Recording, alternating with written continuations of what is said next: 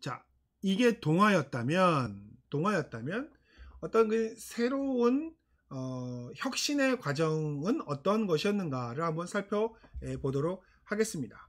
안정되지 않았던 초기 단계의 새로운 움직임들이 거칠고 과격한 경향으로 나타나는 것을 보여줍니다. 당시에 존재하던 종교세계와는 대조적으로 야훼 신앙은 거의 혁명에 가까운 혁신적인 종교였습니다. 왜냐하면 왜 혁신적인 종교였을까요? 고대 근동에 있었던 종교는요, 인간은 관심이 없습니다. 신화적인 요소들에 관심이 있었고 신들의 이야기에만 관심이 있었던 종교예요. 그런데 이스라엘의 야훼 종교는, 야훼 신앙은 이걸 완전히 180도 뒤집어 버리죠. 신에 대한 관심은 없습니다. 신에 대한 관심보다는 인간에 대한 관심으로 모든 걸 바꿔버리죠. 천지창조도 고대 근동에는 신들이 어떻게 발생되었고 어떻게 탄생해졌는가를 이야기합니다. 그러나 이스라엘 백성은 신이 어떻게 탄생했는지를 얘기하지 않아요. 인간이 이 세상이 어떻게 탄생되었는가를 이야기하죠. 관점을 완전히 바꿔놓은 혁명적인 종교였다라고 볼 수가 있는 것이죠. 그런데 거기에 나오는 이제 본문들의 표현들을 보면 이렇게 정의할 수 있어요. 과격하고 거칠고 압도하고 지배하는 표현들로 표현되어진다는 것을 알 수가 있습니다. 그걸 한번 살펴보겠는데요. 첫 번째가 지배하는 능력으로서의 영입니다. 민수기 본문에 있는 내용들을 보면, 여기에 나오는 본문들을 보면요, 그 특징이 뭐냐면 대상들을 사로잡고 지배하고 대항하는 요소들을 제압하는 그런 모습들이 나옵니다. 그러니까는 바람이라고 하는 그 루아크라고 하는 것이 굉장히 거칠고 과격하고 압도적인 형태로 나오게 되는 거예요. 근데 이게 대조적으로 신약으로 가면 성령이 어떠한 모습으로 나타나죠?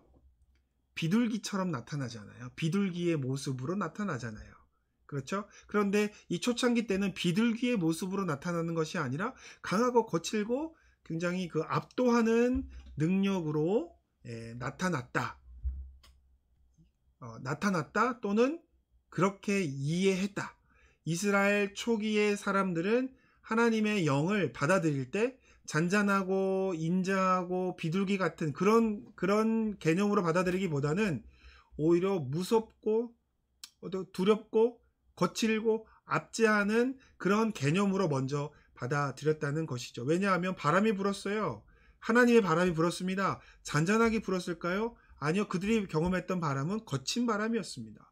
바다를 가르고 이집트 군사들을 바다 물속에 잠기게 하는 어떤 그러한 거칠은 그 능력으로 임했던 거기 때문에 이스라엘은 자연히 처음에 하나님의 바람, 하나님의 영을 경험할 때는 굉장히 그 웅장하고 거대하고 굉장히 그 초자연적인 모습의 능력을 받기 때문에 이러한 이해를 표현을 했던 것이 아닌가 볼 수가 있는데요. 보세요. 대상들을 덮치고 지배하는 영의 경향은 출애굽기 본문과 사무엘 22장에도 나타난다 라고 볼 수가 있는 거죠. 그래서 자기에게 대항하는 세력들을 사로잡아 버리는 그러한 능력으로 나타난다고 볼 수 있습니다.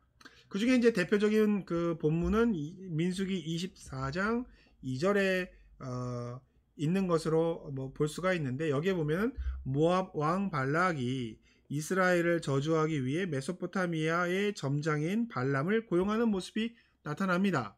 그럴 때에 그는 아무것도 말할 수 없었고 오직 야훼께서 그의 입에 두신 축복만을 발설할 수밖에 없었다라고 임하는데, 24장 2절에 보면 하나님의 영이 발람에게 임했다라고 봅니다. 자, 하나님의 영이 발람에게 임한 거예요. 하나님의 영이, 하나님의 보내신 그 성령이 이스라엘을 저주하라라고 사주를 받았던 그 메소포타미아 예언자였던 발람에게 강하게 임한 겁니다. 그러자 어떻게 됐어요? 그가 아무 말도 못합니다. 그냥 하늘만 바라보고 있고 그저 축복을 할 수밖에 없는 그런 이 자기 마음대로 할 수 없는 상황에 놓여 있었던 것을 볼 수가 있죠. 야훼의 영이 임하고 그가 아무것도 할 수 없었던 모습을 이야기합니다. 그러면 그가 아무것도 할 수 없었다. 뭘까요? 바로 황홀경입니다. 아무것도 할 수 없었던 상태에 빠진 거죠. 하나님의 영이 그 위에 임하자 발람은 아무것도 할 수 없는 상황에 빠진 거죠. 황홀경에 빠지게 된 것이죠. 그러니까 그를 제어하는 거예요. 그 황홀경의 현상은 굉장히 거칠어요. 막 부르르 떨고 거품 물고 경련을 일으키고 하는 그 모습이 굉장히 강하잖아요. 그 거친 모습을 이야기하는 겁니다. 그래서 하나님의 영향 속에 있었다라고 초창기 때는 이해를 한 거죠. 발람이 왜 거품을 물고 왜 경련을 일으키고 왜 황홀경에 빠졌을까요? 분명히 그 발락의 사주를 받아서 저주를 내려야 되는데 이스라엘에게 왜 못 내리고 이렇게 경련을 일으켰을까요? 라고 하는 것을 모습을 보았을 때 이스라엘 백성이 발람에게 하나님의 영이 임했고 하나님의 영이 그를 제압하셨구나 라고 이해한 본문이 바로 민수기 24장 2절이라고 하는 것입니다. 그래서 초창기 때 이스라엘 백성은 하나님의 영이 발람을 제압하시는 그 모습을 보면서 하나님의 영이 자기의 뜻에 맞지 않는 존재들과 어떤 그런 것들을 제압하고 거칠게 다루는 그런 모습을 이해했다라고 볼 수 있는 본문인 것이죠. 그래서 하나님의 영이 황홀경 상태를 유발했다라고 우리가 볼 수가 있는 겁니다. 그 다음에 거기에 보면은 또 다른 표현들이 나오는데 70장로에게 하나님의 영이 임해서 그들이 막 예언을 하는 장면이 나오잖아요. 민수기에 보면 민수기 11장에 보면 이스라엘의 70장로가 하나님께서 모세에게 주는 영을 나눠 주셔서 그들이 예언을 하는 장면이 나오거든요. 그때에 그들이 아무것도 하지 못하고 황홀경에 빠지는 모습이 묘사되어 있습니다. 그래서 여기에서도 마찬가지로 하나님의 영이 이스라엘 초기에 임했던 그 모습은 이스라엘 장로들을 제압하고 또 하나님의 영으로 이게 휘몰아 가시는 그런 모습들을 보면서 제압하는 지배하는 영의 성격으로 이해를 한 것이죠. 그래서 예언을 부수적인 현상이 황홀경 상태를 나타내는 본문이기 때문에 이러한 지배하는 것이다 라고 말씀을 드릴 수 있습니다. 자, 그리고 그 다음 본문을 한번 보시면 그리고 모세는 70 장로들을 불러 모았고 그들은 장막 주변에 모였고 여호와께서 구름 가운데 강림하사 모세에게 말씀하시고 그에게 영을 70 장로에게도 임하게 하셨습니다. 영이 임하시니 그들이 예언하다가 다시는 하지 아니하다 였다라고 얘기하고 나중에 엘닷과 메닷이라고 하는 사람에게까지도 그 영이 전달되어서 그들이 또 황홀경에 빠지는 모습을 우리는 성경에서 볼 수가 있죠. 이곳에서 영에 대한 그 몇 가지 정보를 우리가 알 수가 있는데요. 먼저 구약에서 단지 4회 정도 사용되어지는 단어가 사용되어집니다. 그런데 여기에서 이 아짤이라고 하는 단어가 그 철회하다라고 하는 의미로 사전에 나와 있긴 하지만 창세기 26장 27장 36절을 보면은 보류하다라고 하는 표현으로 적절해 보인다라고 저자는 기록하고 있습니다. 그러니까 뭐냐면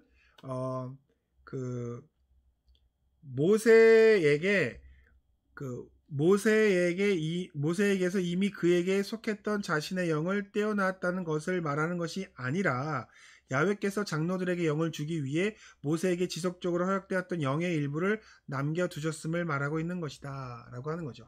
예를 들면 모세에게 임했던 영을 떼어서 장로들에게 주었다라고 하는 것이 아니라 하나님이 모세에게 부여하신 그 하나님의 영을 주셨듯이 또 장로들에게도 나누어 주실 하나님의 영의 능력을 따로 보류하고 있었다, 가지고 계셨다라고 하는 그런 개념이에요. 그래서 모세가 능력이 있는 사람이긴 하지만 모세에게 주신 능력의 일부를 떼서 잘라서 이스라엘 백성 장로들에게 준 게 아니라, 그렇게 되면 모세가 신격화가 되죠.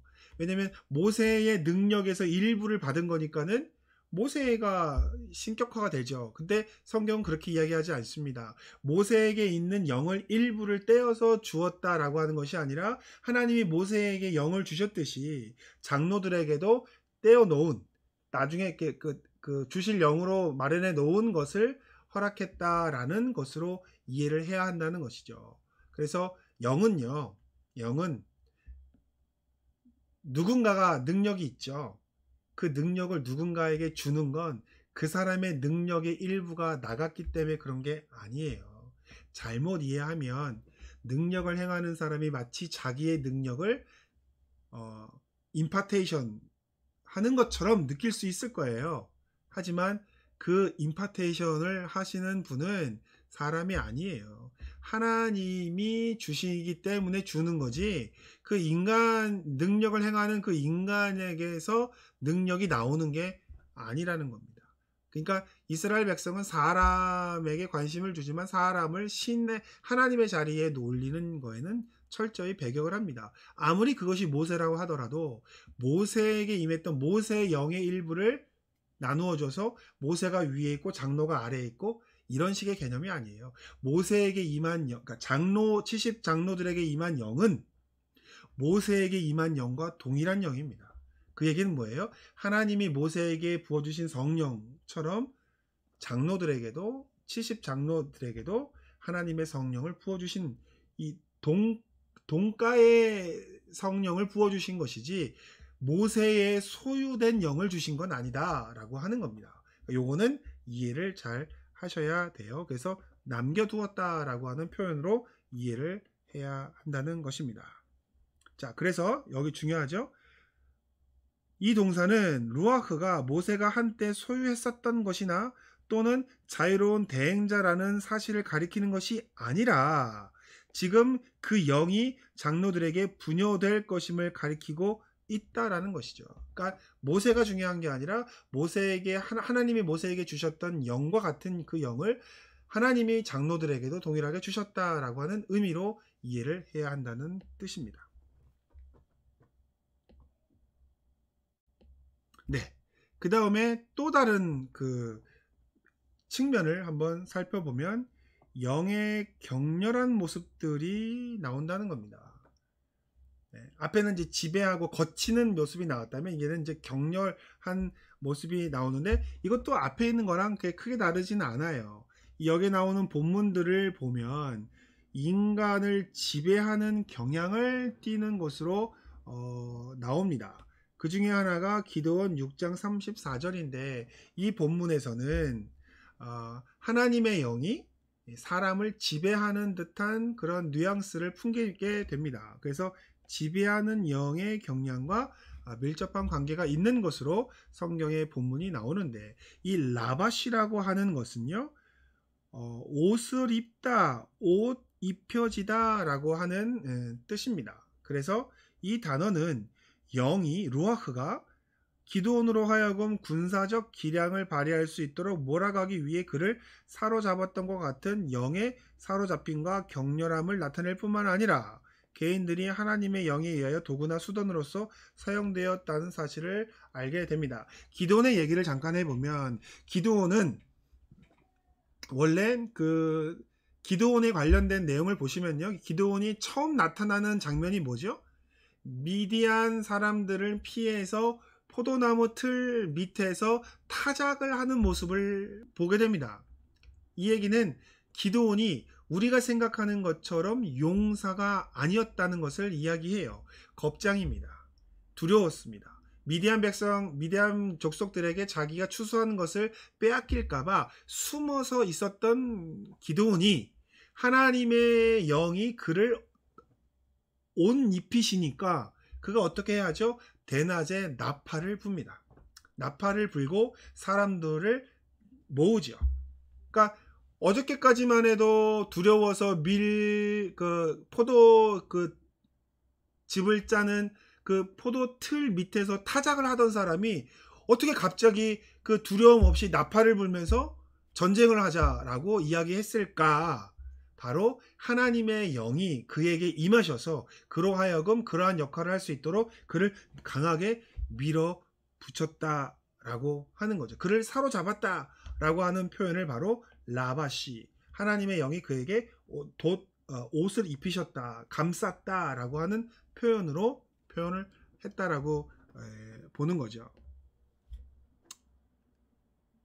네, 그 다음에 또 다른 그 본문에 보면은 사무엘상 10장 6절인데 내게는 여호와의 영이 크게 임하리니 그들과 함께 예언하고 변하여 새 사람이 되리라 라고 이야기하면서 그가 그 예언자가 아니지만 순간적으로 예언자들처럼 예언하는 모습을 보게 된다라고 하는 표현입니다.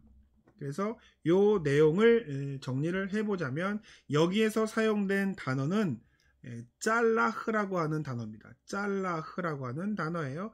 여기에서도 짤라흐라고 하는 단어가 사용되어졌습니다. 그래서 이 짤라흐라고 하는 단어는 사로잡힘이라든지 예측 불가능성을 의미하는 것으로 볼 수가 있습니다. 여기 나와 있죠. 사로잡힘과 언제 출현할지 알 수 없는 영의 예측 불가능성을 나타내고 있다라고 보는 것이죠. 그런데 이러한 것들이 나타날 때에는 새로운 제도의 시작을 위한 표징으로 이해가 되곤 했었습니다. 사울 시대에는요, 사울은 사실 왕정 제도가 없었어요. 그때는 마지막 사사였던 사무엘이 있었던 시대였죠. 그래서 새로운 제도가 나타나기 이전이었습니다. 그래서 사람들에게는 어떤 새로운 전환이 필요했었어요. 그래서 사람들에게 그 이전에 볼 수 없었던 어떤 특별한 그 인증의 절차가 필요했었던 거죠. 그래서 하나님이 그 사울에게 하나님의 영을 강하게 강하게 임하게 하셔서 그가 마치 예언자가 아닌데 예언자처럼 예언하는 모습을 이스라엘 백성들에게 보인 겁니다. 그러자 사람들이 생각했겠죠. 아니, 그 기스의 아들 아니냐? 쟤 원래 기스의 아들인데 제가 언제부터 예언자처럼 예언을 한 거야? 기스의 아들 사울도 예언자의 한 사람이냐? 라고 하는 사람들의 어떤 그 속담이 생겨질 정도로 그 사울이 예언한 행동은 아마 그 당시에 있었던 사람들에게 굉장히 놀라운 사건이었던 것 같아요. 그러니까 사람들이 사울도 예언자의 무리에 있더냐? 라고 하는 속담을 만들어 냈던 것이죠. 여러분, 속담이 왜 만들어지겠습니까? 놀라운 사건이거나 기이한 사건을 통해서 속담이라고 하는 것이 만들어지거든요. 그러니까 사울이 그러한 그 약간 그 초자연적인 현상을 사람들에게 나타내서 그때부터 사람들이 사울을 주목한 거죠. 사울이 어저께까지는 그게 아니었는데 얼마 전에 예언자들과 함께 예언하는 모습을 봤는데 혹시 그에게 하나님의 새로운 섭리가 있는 건 아닌가라고 하는 생각을 하게끔 만들기 위해서 하나님이 사울에게 영을 주신 거죠. 그래서 이상하고 그 당시에는 평범하지 않은 엑스트라오디네리라고 그러죠. 엑스트라오디네리, 그 비상한 어떤 그 경험을 하게 하는 것을 사람들에게 보여주셨던 본문이죠. 그때도 사울은 자기를 통제하지 못했습니다. 그래서 하나님의 영이 사울을 지배하는 모습을 볼 수가 있었다. 그래서 새로운 제도의 시작을 위해서 인증하는 역할을 했다라고 볼 수가 있습니다.